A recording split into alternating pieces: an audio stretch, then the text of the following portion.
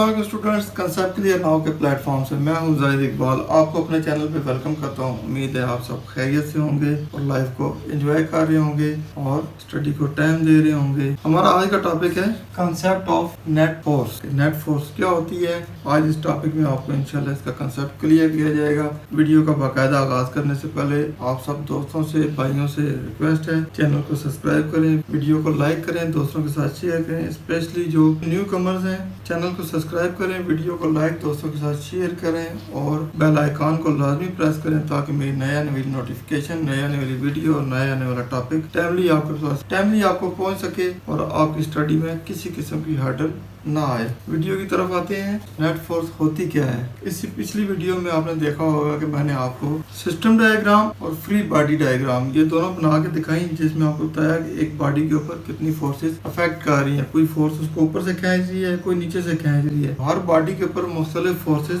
At a time apply हो रही होती हैं। उन सारी फोर्सेस का जो रिजल्टेंट होता है, जो लास्ट इफेक्ट होता है, वो हमारी नेट फोर्स होती है। नेट फोर्स का कंसेप्ट समझाने के लिए आपको मैं छोटी सी मिसाल देता हूँ। नेट होती क्या चीज है, नेट किस लिए यूज करते हैं, नेट का मतलब क्या है। लेट्स सपोज आप किसी ऑफिस में जॉब कर रहे हैं, आपकी एक सैलरी है। सैलरी लेट्स सपोज आपकी है 1,50,000। ये होगी आपकी मंथली सैलरी। इसको कहते हैं ग्रॉस सैलरी। ग्रॉस सैलरी इसलिए होती है कि इसमें आपकी मजीद अभी कटिंग होनी है, कुछ आपके चार्जेस हैं वो इसमें से डिडक्ट होंगे। मिसाल के तौर पे आप किसी किस्म की कोई ग्रेजुएटी कटा रहे हैं, किसी किस्म का कोई फंड कटा रहे हैं। सबसे पहले वो फंड काट, लेट्स सपोज आपका 10,000 का फंड काट गया। 10,000 आपका कैंटीन बिल आ गया। जिस ऑफिस में आप काम कर रहे थे, आपका कैंटीन था मंथली 10,000। आपकी सैलरी में ही आपका बिजली और गैस का बिल काट गया, लेट्स सपोज वो 20,000 था। अभी आपकी सैलरी में से चीज़ें काट रही हैं, एक इफेक्ट पड़ रहा है इसके ऊपर। उसके बाद आपकी कोई डोनेशन थी किसी इदारे को, वो थी 1,000। जब आप इन सारी चीज़ों को ऐड अप करेंगे, सम अप करेंगे, तो आपकी नेट सैलरी निकल आएगी। लेट्स सपोज 1,50,000 था, उसमें से माइनस आपने कितना करना है 30, 40 एंड 41,000। तो ये माइनस कितना हो जाएगा 41,000। तो 41,000 करेंगे तो आंसर आएगा आपका 1,09,000। ये आपकी होगी नेट इनकम या नेट सैलरी। अब देखें, आपकी सैलरी पे अफेक्ट पड़ रहे थे तो उसमें से कटिंग हो रही थी। आपकी सैलरी थी 1,50,000, 10,000 एक कट गया, 10 दूसरा, 20 एक। जो ग्रॉस सैलरी थी उसमें से जब 41,000 कटिंग हो गई, आपको जो पैसे बचे वो 1,09,000 थे। वो जो 1,09,000 थे वो आपकी नेट सैलरी थी, नेट इनकम थी। इसी तरह किसी बॉडी के ऊपर फोर्सेस पड़ रही होती हैं। कोई फोर्सेस इस डायरेक्शन से पड़ रही होती हैं, कुछ उस डायरेक्शन से पड़ रही होती है। कोई पॉजिटिव सेंस में पड़ रही होती है, कोई नेगेटिव सेंस में पड़ रही होती है। जब इन फोर्सेस को हम ऐड अप करते हैं तो हमारी जो फाइनल फोर्स बचती है वो नेट फोर्स होती है।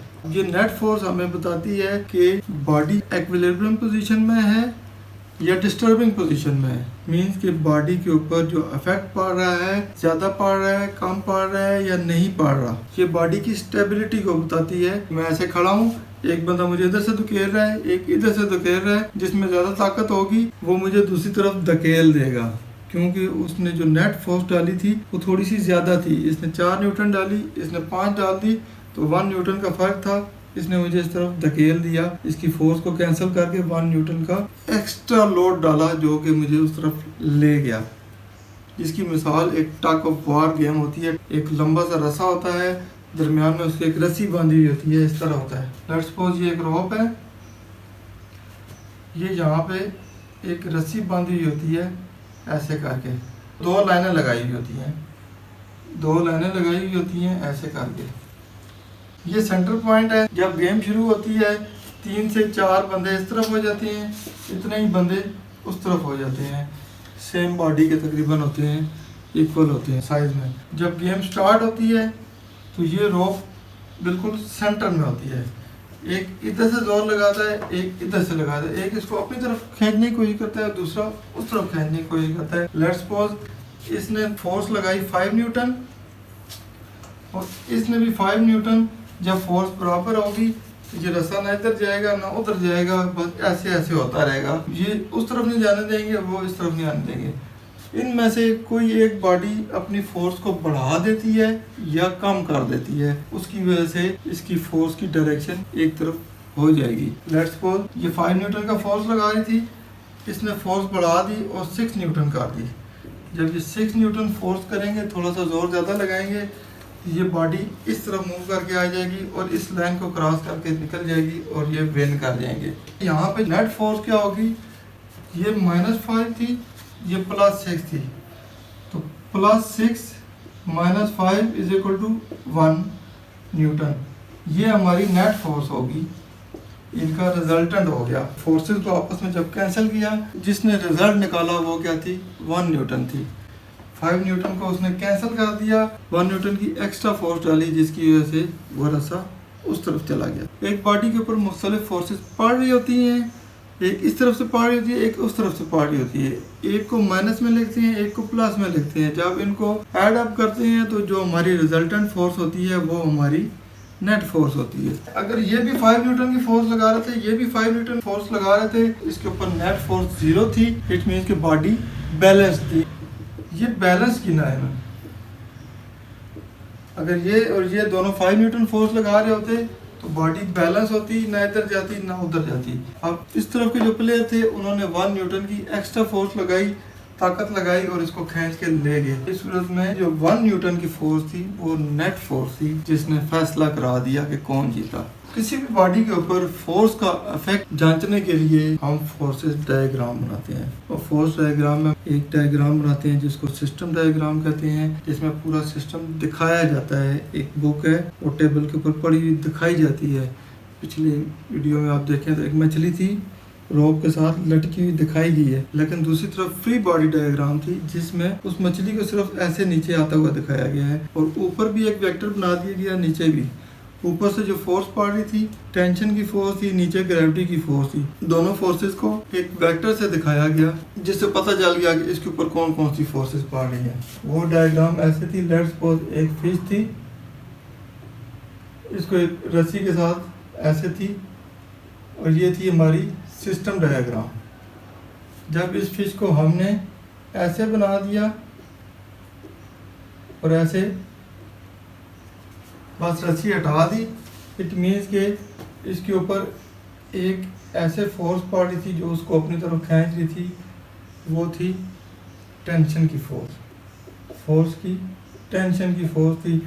नीचे उसको ग्रेविटी अपनी तरफ खींच रही थी, तो ये हमने जो वेक्टर बनाया था ये ग्रेविटी का वेक्टर था। फोर्स को समझने के लिए हम फ्री बॉडी डायग्राम बनाते हैं, जिसमें इक्वल किस्म के वेक्टर जितने न्यूमेरिकल मैग्नीट्यूड और डायरेक्शन की फोर्स होती है वो इसमें शो करते हैं, और उससे हमें इजीली पता चल जाता है कि बॉडी इस वक्त कौन सी कंडीशन में है। लेट्स सपोज अगर ये टेंशन है, इसका मैग्नीट्यूड 5 का है, और नीचे जो ग्रेविटी है उसका मैग्नीट्यूड 6 का है, इट मीन्स कि ग्रेविटी इसको अपनी तरफ खींच रही है, और ये जो हमारा रॉड है नीचे की तरफ हो जाएगा। अगर ऊपर टेंशन की वैल्यू 7 है और नीचे ग्रेविटी की वैल्यू 5 है, इट मीन्स कि ये ग्रेविटी इसको कम खींच रही है और रॉड में जो खिंचाव है वो ज़्यादा है, तो रॉड ऐसे होने के बजाय, टिल्ट होने के बजाय बिल्कुल ऐसे हो जाएगा। इट मीन्स कि ऊपर वाली फोर्स जो सी है वो ज़्यादा ताकतवर है, इसकी नेट फोर्स ऊपर की तरफ जा रही है। इस मछली के ऊपर जो ज़मीन अपनी तरफ खिंचाव कर रही है वो कम है, और रॉड में जो टेंशन है वो ज़्यादा है। इस सूरत में देखें तो ये रॉड थोड़ा सा टिल्ट है, इट मीन्स कि ग्रेविटी की वैल्यू ज़्यादा है। हो सकता है कि इस सूरत में ग्रेविटी 7 की हो और ऊपर टेंशन 5 की हो, तो ग्रेविटी की वैल्यू ज़्यादा होगी, तो इसने रॉड को ऐसे नीचे कर लिया। अब चूंकि नेट फोर्स बहुत सारी फोर्सेस का एक रिजल्टेंट होता है, उनका एक हासिल होता है, इसलिए इसको रिजल्टेंट फोर्स भी कहते हैं। इस चैप्टर में बार बार इस फोर्स का नाम यूज होगा, कभी इसको हम नेट फोर्स का नाम लेंगे, कभी इसका रिजल्टेंट फोर्स का नाम लेंगे। आपने इसमें कंफ्यूज नहीं होना, ये दोनों सेम चीज़ें हैं। कभी नेट फोर्स का नाम यूज हो रहा होगा, कभी रिजल्टेंट फोर्स का यूज होगा, लेकिन आपका कंसेप्ट क्लियर होना चाहिए। जब भी ये बात होगी तो आपके जहन में फ़ौरन से आ जाना चाहिए कि ये एक रिजल्टेंट फोर्स है, मुख्तलिफ फोर्सेस एक बॉडी के ऊपर पड़ रही हैं, और उनका जो आखिर में हासिल है, उनका जो रिजल्टेंट है वो ये फोर्स है। रिजल्टेंट फोर्स की तारीफ हम ऐसे भी कर सकते हैं कि ये एक सिंगल फोर्स होती है जो बहुत सारी फोर्सेस का मजमू आती है और उनका आपस में जो मिलाप होता है, उसके नतीजे में जो रिजल्ट आता है ये वो रिजल्ट है। अब चूंकि फोर्स एक वेक्टर क्वांटिटी है, वेक्टर क्वांटिटी को तीन चीजें चाहिए होती हैं, एक न्यूमेरिकल मैग्नीट्यूड, दूसरी उसकी एसआई यूनिट और तीसरी डायरेक्शन। फोर्सेस को हम ऐड अप उस सूरत में करेंगे जब वो पैरेलल होंगी, सेम डायरेक्शन से आ रही होंगी। अगर वो अपोजिट डायरेक्शन से आ रही होंगी फिर उनको हम सब्ट्रैक्ट करेंगे। इसके लिए हमें एक प्रॉपर स्केल चाहिए होगा। जैसे एक ग्राफ ले लें, उसके ऊपर वेक्टर को ड्रा कर दें। अब वेक्टर को ऐड अप और sum up normal algebraic rule से नहीं किया जा सकता। इसके लिए मैं आपको पहले बता चुका हूँ कि वेक्टर को ऐड अप, सम अप और मल्टीप्लाई करने के लिए स्पेशल एक वेक्टर अलजेब्रा होता है जिसमें हम एक ग्राफ पे उनको ड्रा करते हैं, उसी डायरेक्शन में ड्रा करते हैं। नंबर 1 की टेल के साथ नंबर 2 का हेड जोड़ते हैं, उसकी टेल के साथ नंबर 3 का हेड जोड़ते हैं। जिस डायरेक्शन में होते हैं उसी डायरेक्शन में हम उनको, लेट्स सपोज ये हमारे पास ग्राफ है, ऐसे इसमें खाने बने हुए हैं। एक वेक्टर ऐसे था, एक ऐसे था और एक ऐसे था। ये वेक्टर ए था, ये वेक्टर बी था और ये वेक्टर सी था। जब इनको हम ऐड करेंगे तो वेक्टर ए को उसी मैग्नीट्यूड और डायरेक्शन के हिसाब से इसके ऊपर ड्रा करेंगे। लेट्स सपोज ये ऐसे था, इसको ऐसे लिख देंगे। वेक्टर बी की टेल इसके हेड के साथ जोड़ेंगे और इसी डायरेक्शन में उतने ही न्यूमेरिकल मैग्नीट्यूड के साथ लगाएंगे तो ये ऐसे हो जाएगा। वेक्टर सी इस डायरेक्शन में जा रहा है, इसका न्यूमेरिकल मैग्नीट्यूड इतना है, इसको हम ऐसे लगाएंगे तो ऐसे हो जाएगा। इसके ऊपर बी लिख देंगे, इसके ऊपर ए लिख देंगे और इसके ऊपर सी लिख देंगे। इनका जो रिजल्टेंट आएगा वो हमारी नेट फोर्स होगी। अब इस सूरत में देखें तो यहाँ पे हमारा रिजल्टेंट 0 आ रहा है, नेट फोर्स 0 हो गई है। इसी तरह इनको अगर माइनस करना है तो माइनस भी हम कर सकते हैं इसी रूल से। बुक में कुछ एग्जांपल्स दी गई हैं, उन एग्जांपल्स को अगर आप समझ लें तो आपको नेट फोर्स का कंसेप्ट बिल्कुल क्लियर हो जाएगा।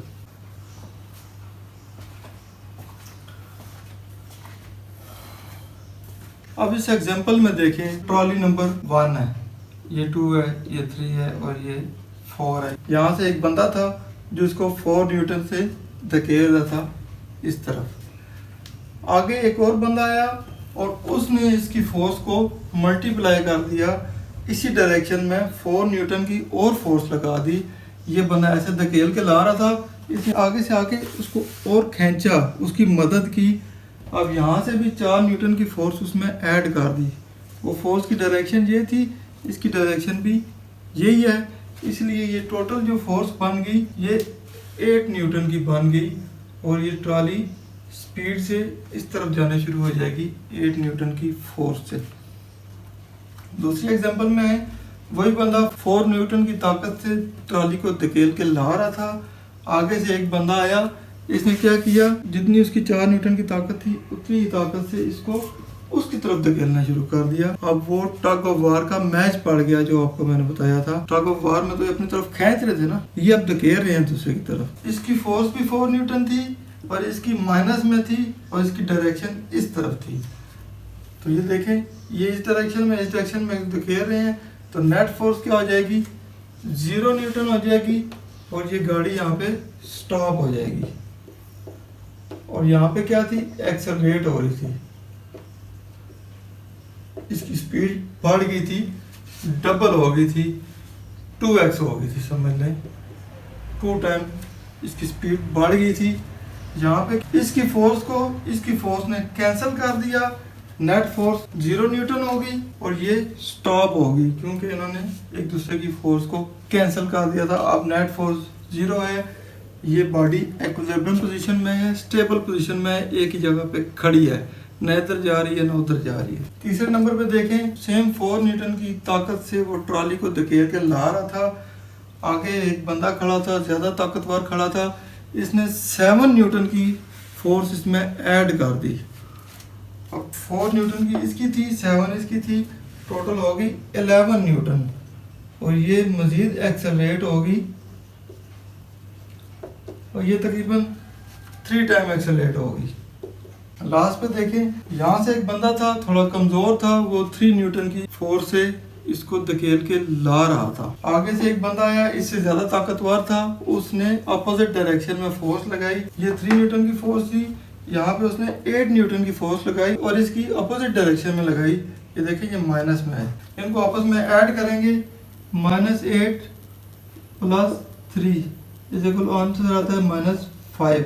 -5 न्यूटन की ताकत इसकी ज्यादा थी, इट मीन्स कि इसकी ताकत ज्यादा थी। ये ट्रॉली -5 न्यूटन से इस तरफ चल पड़ेगी, ये सारी उस तरफ जा रही थी, बल्कि ये तो स्टॉप थी, न इधर जा रही थी न उधर जा रही थी, ये और ये एक्सेलरेट हुई थी। अब ये ट्रॉली उधर जाने के बजाय इस तरफ चल पड़ेगी, क्योंकि इधर ज़्यादा ताकत मिल रही थी। जो नेट फोर्स हमारी बनी वो -5 न्यूटन थी। इट मीन्स कि यहाँ से फोर्स आ रही थी, उधर से फोर्स ज़्यादा थी। अब ये अपोजिट डायरेक्शन में चलने शुरू हो जाएगी, तो ये हमारी अपोजिट नेट फोर्स हो जाएगी। अब ये थी सीधी सीधी फोर्सेस थी, एक दूसरे की या तो पैरेलल थी या अपोजिट थी।